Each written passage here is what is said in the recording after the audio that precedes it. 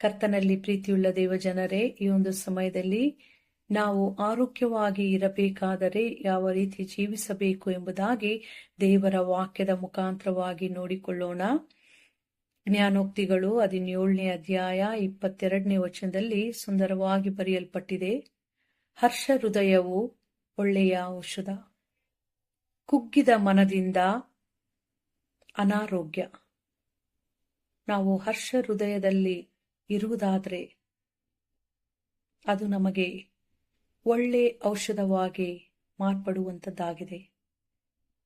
ಯಾವ ರೀತಿ ನಾವು ಹರ್ಷ ಹೃದಯವುಳ್ಳವರಾಗಿರಬೇಕು ಎಂಬುದಾಗಿ ನೋಡಿಕೊಳ್ಳುವಾಗ, ನಾವು ಸಕಾರಾತ್ಮಕವಾಗಿ ಆಲೋಚಿಸುವಾಗ, ಪಾಸಿಟಿವ್ ಆಗಿ ನಾವು ಯೋಚನೆ ಮಾಡುವಾಗ ನಮ್ಮ ಹೃದಯವು ಆನಂದದಿಂದ ಪರಿಪೂರ್ಣಗೊಳ್ಳುವಂಥದ್ದಾಗಿದೆ. ಯಾಕಂದ್ರೆ ಅನೇಕ ಸಾರಿ ಕಾಯಿಲೆಗಳು, ಬಲಹೀನತೆಗಳು, ಅಪಾಯ ಅಪಘಾತಗಳು ನಮ್ಮ ಜೀವಿತದಲ್ಲಿ ಬರುವಾಗ ನಾವು ಇದು ನಮ್ಮ ಒಳ್ಳೆಯದಕ್ಕಾಗಿಯೇ, ಇದರಿಂದ ನಾವೇನೋ ಕಲಿಬಹುದು, ನಮ್ಮ ದೇವರು ನಮ್ಮ ಜೊತೆಯಲ್ಲಿದ್ದಾರೆ, ದೇವರು ನಮಗೆ ಕೊಡುವಂತಹ ಶಕ್ತಿಯಿಂದ ನಾನು ಇದನ್ನು ಜಯಿಸಬಲ್ಲೆ ಎಂಬುದಾಗಿ ಸಕಾರಾತ್ಮಕವಾಗಿ ಯೋಚನೆ ಮಾಡುವಾಗ ನಮ್ಮ ಹೃದಯ ಹರ್ಷದಿಂದ ಪರಿಪೂರ್ಣಗೊಳ್ಳುವಂಥದ್ದಾಗಿದೆ.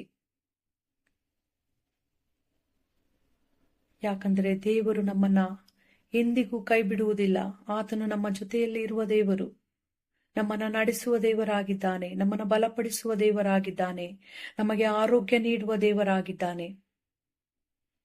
ಆ ದೇವರ ಮೇಲೆ ನಾವು ನಂಬಿಕೆ ಇಟ್ಟುಕೊಂಡು ನಮ್ಮ ಜೀವಿತದಲ್ಲಿ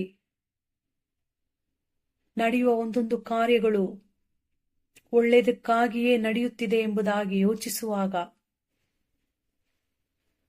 ಆ ನಮ್ಮ ಸಕಾರಾತ್ಮಕ ಯೋಚನೆಗಳು, ಪಾಸಿಟಿವ್ ಯೋಚನೆಗಳು ನಮ್ಮ ಹೃದಯವನ್ನ ಹರ್ಷಗೊಳಿಸುವಂಥದ್ದಾಗಿದೆ. ಆಗ ನಮಗೆ ಅದೇ ಒಳ್ಳೆ ಔಷಧವಾಗಿ ಮಾರ್ಪಟ್ಟು ನಾವು ಒಳ್ಳೆಯ ಆರೋಗ್ಯದಲ್ಲಿ ಇರಲಿಕ್ಕೆ ಸಹಾಯ ನೀಡುವಂಥದ್ದಾಗಿದೆ. ಪ್ರಿಯರೇ, ಒಂದು ವೇಳೆ ನಾವು ಚಿಕ್ಕ ಚಿಕ್ಕ ವಿಷಯಗಳನ್ನ ದೊಡ್ಡದಾಗಿ ಚಿಂತೆ ಮಾಡಿಕೊಂಡು ಕುಗ್ಗಿದ ಮನಸ್ಸುಳ್ಳವರಾಗಿ ಜೀವಿಸುವುದಾದರೆ ಅನೇಕ ನಕಾರಾತ್ಮಕ ವಿಷಯಗಳು ನಮ್ಮ ಮನಸ್ಸಿಗೆ ಬರುವಂಥದ್ದಾಗಿದೆ. ನಾವು ನೆಗೆಟಿವ್ ಆಗಿ ಚಿಂತೆ ಮಾಡಿಕೊಂಡು ನಮ್ಮಲ್ಲಿ ಇರದೇ ಇರುವಂತ ಕಾಯಿಲೆಗಳನ್ನ ನಾವೇ ಕರೆದುಕೊಂಡು ನಾವು ಅನಾರೋಗ್ಯದಲ್ಲಿ ಬೀಳುವ ಪರಿಸ್ಥಿತಿ ನಮಗುಂಟಾಗುವಂಥದ್ದಾಗಿದೆ.